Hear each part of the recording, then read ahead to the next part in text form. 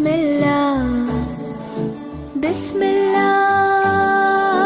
பிஸ்மில்லாஹ் பிஸ்மில்லாஹ் பிஸ்மில்லாஹ் பிஸ்மில்லாஹ் பிஸ்மில்லாஹ் பிஸ்மில்லாஹிர் ரஹ்மானிர் ரஹீம் என்றோதி இஸ்லாத்தின் நாயகியை இனிதாய் புகழ்வோமே.